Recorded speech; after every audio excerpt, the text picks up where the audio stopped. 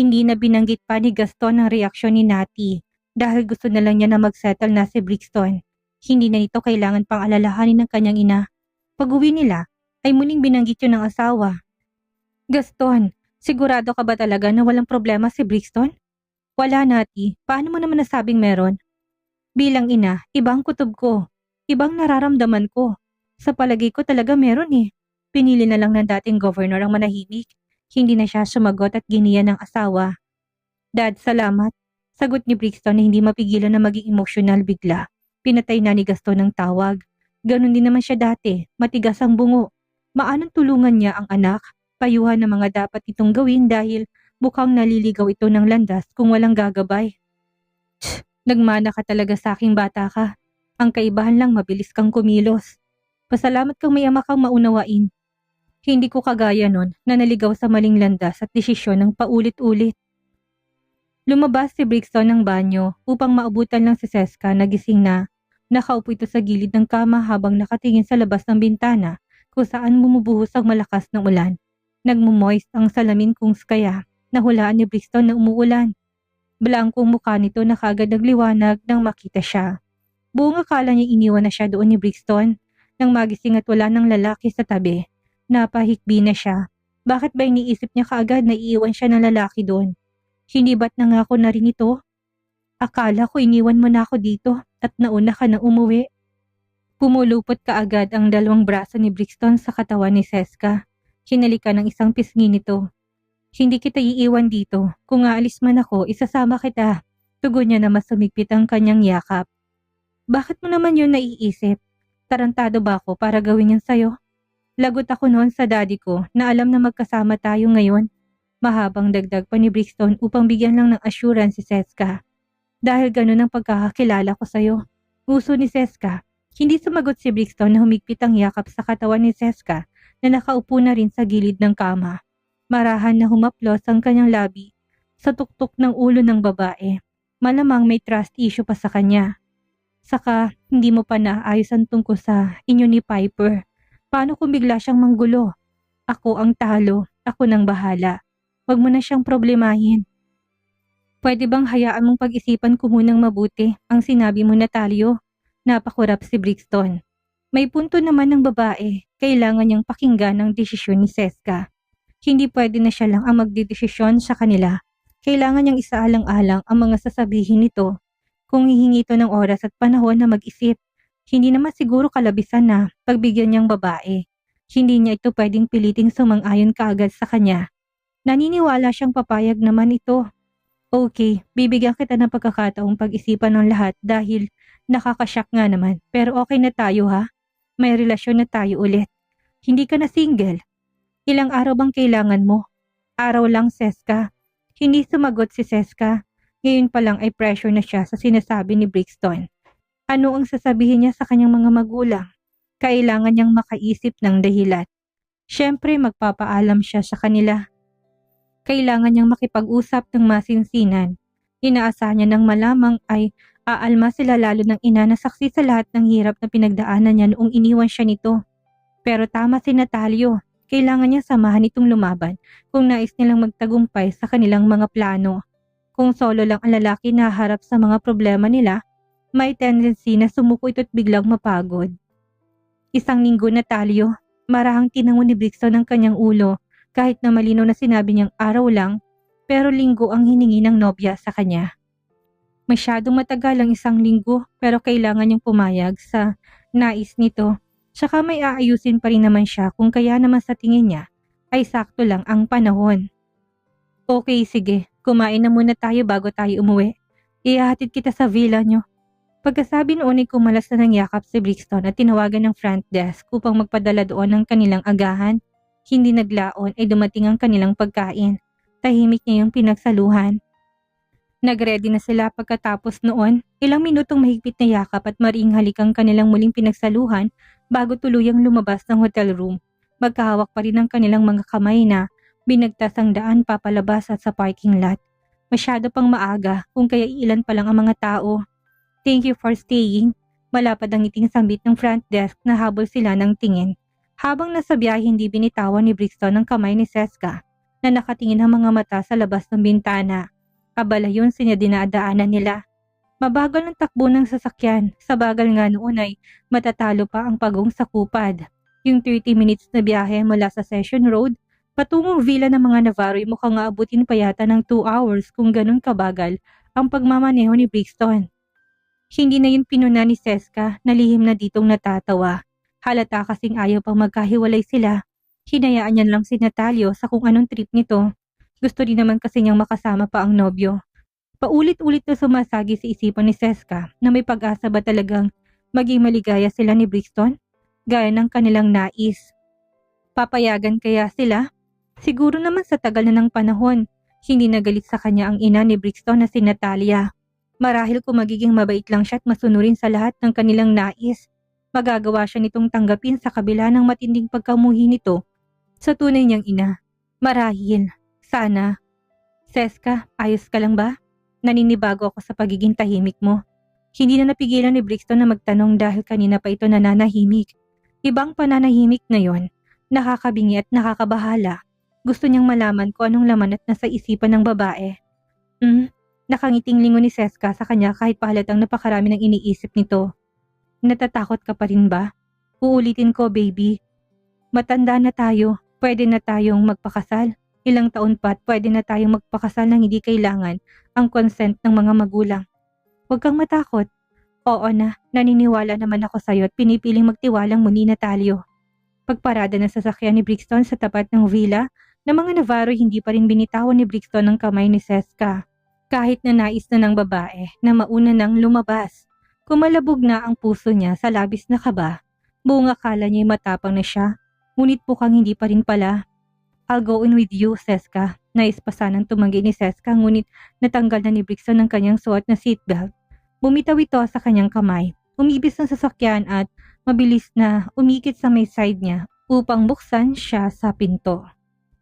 Bagamat nalasing sa kanyang nagdaang kaarawan si Conrad, nang magising siya ng madaling araw ay natagpuan na lang niya ang kanyang sarili na nagtungo na silid ng anak upang sana'y silipin ito.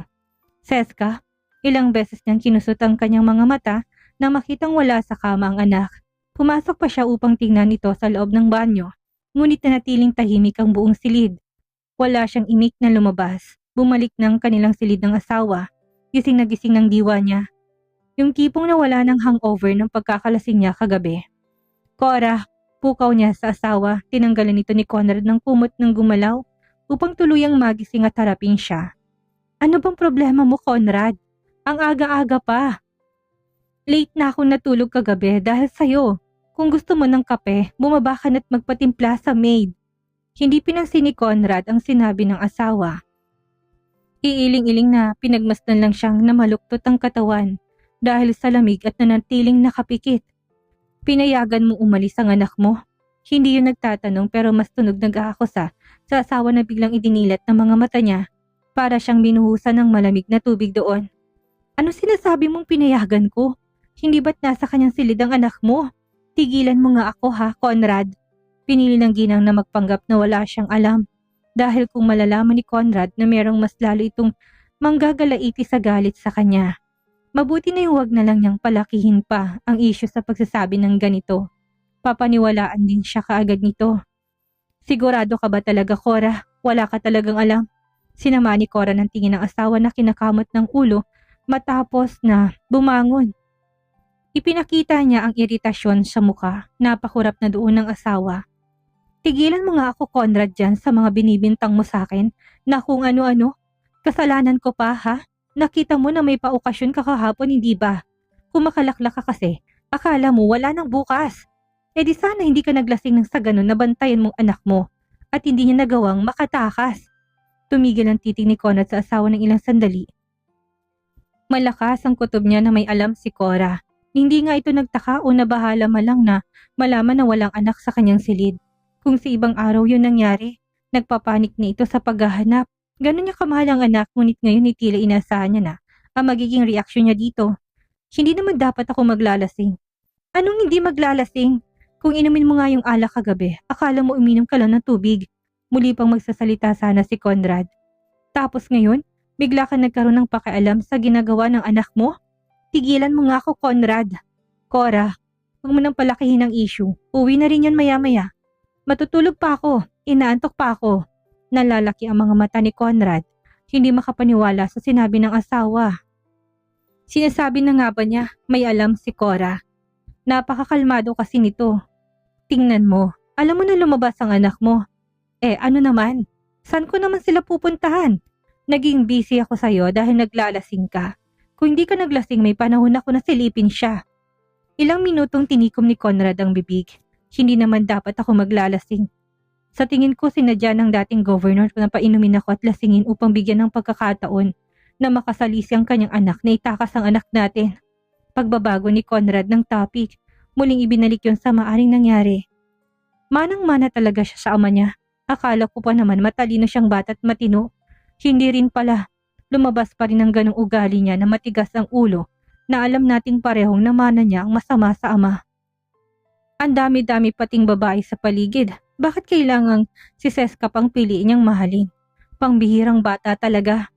Hindi na natulog ang mag-asawa na nabulabog na. Bumaba na sila, nagkape at nagalmusal. Nang pumatak sa 8:00 ang oras, hindi na mapakali ang mag-asawa na wala pang kanilang anak. Hindi pa ito hinahatid ni Natalio. Akmang tatawagan na sana ng ginang anak nang biglang pumasok sa pinto ang kanilang hinihintay. Mahigpit na magkahawak ng kamay. Doon na kaagad dumapo ang kanilang matang mag-asawa. Hindi sila sanay na ganito kalapit ang dalawa, na sa pagkakatanda nila ay mortal na magkaaway ng mga bata pa lamang. Nakakapanibago yon. Mabuti naman at nakauwi na kayo. Malamig ang boses ni Cora na nakatingin na noon kay Natalio. Naabutan nilang mag-asawa sa living room. 9:00 na yun ng umaga. Baka sa mag-asawa ang pagkadismaya sa mukha. Hindi na kagad makatingin sa mga magulang niya si Seska. Nang pakiramdam niya galit ang mga to dahil sa nabulgar na pagsama niya na nagdaang gabi kay Brixton. Nagulantang pa rin si Conrad na makitang lalaki kahit na alam niyang itong kasama ng kanyang anak. Baka sa kanyang mga mata na hindi makapaniwala kahit pa naguhumiyaw na sa harap. Siya mo din na lang anak ko kagabi. Saan kayo natulog? Magkasunod na tanong ni Conrad na napatayo na doon. Hindi ka na nahiya sa akin. Talagang sinamantala mong lasing ako para ipuslit siya paalis ng villa. Lantarang ako sapan ni Conrad. Pabuka pa lang ang bibig ni Brixton upang humingi ng pasensya sa kanilang mag-asawa ay nagawa ng makasagot ni Seska sa ama na nilakasan ng loob. Dad, kusa po ako sumama sa kanya. Hindi niya ako pinilit o kinaladkad. Wag po kayo magalit sa kanya. Pumayag po akong sumama kay Natalio. Ako po ang mali. Mahinang sagot ni Seska sa ama, ngunit dinig nito ng mag-asawa. Humigpit pang hawak ng babae sa kamay ni Brixton. Namamawis na yon nang dahil sa kanyang kaba. Yun lang kasi ang unang beses na sumuway si Seska at naging suwail sa kanyang kinikilalang magulang. Napatitig ng mag-asawa doon. Ilang minutong natulala, pinoproseso ng kanilang isipan ang sinabi ng anak na halatang pinagtatanggol sa kanila si Brixton. Sa hula ni Cora, mukhang okay ng dalawa. Bati ng muli. Napahawak na siya sa kanyang noo. Hindi niya kayang buliwan si Seska dahil lang ayaw niya sa kanilang relasyon. Wala namang mali sa ginagawa nito. Nagmamahal lang ito gaya nila noon. Umakyat ka na sa silid mo, Seska. Para makabawi ng tulog. Iwan mo na ako dito. Kaya ko na to. Ako nang bahalang magpaliwanag sa kanila kung anong napag-usapan natin na lagay ng ating relasyon. Huwag kang mag-alala. Pilit kong ipapaintindi ang lahat. Saka wala ring masamang mangyayari sa akin. Malambing na utos ni Brixton kay Seska. Ngumiti pa. Ganun na lang ang iling ng ulo ni Seska upang sabihin na hindi siya sang-ayon sa nais ng nobyo. Noon pa lang ay alam na ni Brixton kung anong desisyon ng nobya. Nais itong manatili sa tabi. Hindi Natalio, dito lang ako. Sasamahan kitang harapin ang mga magulang ko. Hindi ako aalis sa tabi mo. Dapat na magkasama tayo. Hindi ba sabi mo, sabay tayong lalaban at haharapin ang mga magulang natin? Hagilap ni Seska sa mga mata ni Brixton upang ipaintindi ang sinasabi. Bakas na determinasyon sa binibitawan niyang mga salita. Kinakabahan ng marahang tinapik-tapik ni Brixton ang kamay ni Seska na mahigpit na nakahawak sa kanyang isang braso. Sa higpit noon daman niya na ayaw siyang bitawan ng kasintahan kahit na saglit lang. Kapag daka ay malit na ngumiti sa nobya. Pinalamlam niyang mga mata upang pumayag sa nais niyang nobya. Kahit pa nakikita niya sa mga mata nito ang determinasyon na gawin ng kanyang sinabi na mananatili lang sa kanyang tabi. Hindi Seska, umakyat ka na sa silid mo, kami lang ang mag-uusap.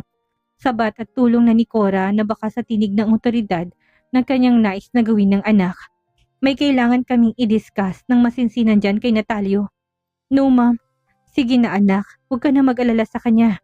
Sali na ni Conrad, dahil ba kayo nang inaalala ng kanilang anak kung kaya ayaw nitong pumayag. Hindi ko siya sasaktan, kakausapin lang namin siya ng masinsinan ng mommy mo. Iniangat na ni Seska ang mukha sa magulang at sinalubong ng mga titig ng mga ito. Ilang beses iniling ang ulo niya. Ano po bang kaibahan na nandito ako kumpara sa wala ko habang kinakausap niyo po siya? Nagkatingin na mag-asawa na parang nagtatanungan kung papayag ba sila sa nais ng anak. Ayaw lang kasi nilang masaktan ito sa kanilang pag-uusap. Kung kaya naman hanggat maaari pinapaakyat nilang babae. Bandang huli nakuha pa rin ni Seska ang gusto niya. Nanatili siya. Magkakaharap silang naupo sa living room. Nagpapakiramdaman pa kung sino ang unang magsasalita. Panay ang lunok ng laway ni Brixton. Naiisip na total nandun ang nobya, paniguradong hindi na rin siya magagawang pagsalitaan ng mag-asawa ng masasakit. Subalit ayos lang ba yon? Okay lang ba sa kanya ito? Natalio, mahal po namin ng isa't isa, Tito Conrad, Tita Cora. Pagputo ni Brixton sa simula na sasabihin ni Conrad, walang humor na tumawa si Conrad nang tanging nakikita lang ay si Brixton noon. Sumeryoso ng itsura ng matandang lalaki na lumalim ng tingin sa lalaking kaharap. May aura na ito ngayon ng ama niyang si Gaston. Kilala niya yon dahil ilang dekada silang nagkasama nito. Pamilyar yun sa kanya, pakiramdam niya tuloy ito na ang kasama. Iho, I don't object to you being together, but can your mother agree? English pa nitong tila baka pag ginawa niya yun ay magiging tunog hindi galit ang kanyang boses. Isinantabi niyang anak na si Seska, nakaharap din nila. Na kay Brixton pa rin ang kanyang atensyon ng mga sandaling yon. Sa tingin mo papayag siya nitong anak namin na magiging asawa mo na meron namang Piper Balboa na gusto nila para sa'yo? Dugtong pa na matandang lalaki na may pananansya. Bahagyang napasinghap si Seska sa binanggit na pangalan ng kanyang ama sa mismong harapan niya. Kung hindi mo yun maaayos at mahirapan lang naman ang anak namin sa piling mo at araw-araw na magdurusang damdamin niya, mas mabuti pa sigurong ibang lalaki na lang ang magiging manugang namin. Hindi pa tama ako, Cora. Lingon pa nito sa asawa na humihina simpatya. Tumangulang naman ang ginang na sang-ayon sa kanyang sinabi. Nilingon ni Brixton si Seska sa kanyang tabi na tahimik lang na nakikinig. Baka sa mukha nito na hindi nagustuhan ang pagkakadawit ng pangalan ni Piper. Sinalubong niya mga titig ni Natalio. Ngumiti pa dito ng maliit si Brixton na para bang sinasabi nitong kailanman ay hindi magiging problema si Piper. Dahil siya na rin ang magiging bahala dito. Huwag po kayong mag-alala, Tito Conrad. I will take care of everything. Hindi po mararanasan ni Seska sa piling ko ang mga bagay na inaalala nyo. Sisiguraduhin ko na siya lang ang magiging babae sa buhay ko. Walang iba bukod sa kanya. Nakita ng mag-asawang totoo naman sa kanyang sinasabi si Brixton, ngunit hindi pa rin nila mapigilan na mag-alala. Nararamdaman nila na nararamdaman ni Natalio kay Seska ay puno ng sinseridad at totoo. Kaya lang ang problema nga nila ay ang ina ng lalaki. Yun na lang ang nakikita nila, lalo na't nagbitaw na ito ng pangako ngayon para sa anak. Seryoso ka ba talaga kay Seska? Muli pang tanong ni Conrad nang tingin ay na kay Brixton na lang kahit pa nakatingin na rin sa kanya noon ang pares ng mga mata ni Seska. Hindi ako nakikipagbiruan sa'yo. Ayokong papaiyakin mo anak ko. Hindi lang yon. Ayokong sasaktan mo siya dahil dyan sa mga issue na hindi mo nagagawang may settled. Opo tito, mahal na mahal ko pong anak ninyo. Sagot ni Brixton na hindi na pinansin ang huling linya ni Conrad. Halos sasaksihan nilang mag-asawang paglaki ni Natalio. Mula sa pagkabata pa lang nito, may ilang kapintasan ngunit kilala nila na kapag may gustong mga bagay, hindi yon tatantanan hanggat hindi niya nakukuha. Ganun kapuno ng dedikasyon ng lalaki kahit na pagdating sa kanilang negosyo. Kung ito mapapangasawa ng kanilang anak, hindi na rin naman masama dahil kilala na nila at wala rin naman silang ibang problema sa kanya. Batid nilang aalagaan ng lalaki ang kanilang anak. Perfect match din naman ang dalawa. Saka sa tingin nilang mag-asawa, kahit na paghiwalayin nila ang dalawa, mukhang mabibigo pa rin naman sila. Isa pa sa problema nila ay si Seska, na mukhang nahulog na rin kay Brixton. Hindi ito magiging ganito kung wala itong nararamdamang iba. Kung hindi nito mahal ang lalaki, kilala rin nila ang anak. Seska, anong masasabi mo? Baling na ni Conrad sa anak, upang kunin ang opinyon nito sa kanyang mga narinig. Mahal ko po si Natalio, Dad, at willing po ako na samahan siya sa lahat na magiging laban niya. Napahawak na si Cora sa kanyang noon na parang hihimatayin sa sinabi ng kanilang anak. Natatandaan niya pa kung anong naging epekto noon ni Brixton dito. Kulang na lang ay mawala ito sa tamang katinoan noong iwan siya nito at malaman kung anong totoong pagkatao nito. Tapos ngayon ay kung makapagsalitang anak ay akala mo hindi sinaktan. Gusto niyang matawa at ipaalalang lahat na nangyari. Ngunit may magbabago ba doon? Hindi lang siya nito papakinggan. Kaya suportahan niya na lang po kami. Imbis na pigilan para ang ina na lang ni Natal yung problema. Ma'am, Dad, himok ni Seska na para bang wala na silang ibang choice. Kung hindi ang gawin, ang kahilingan ngayon ng kanilang anak.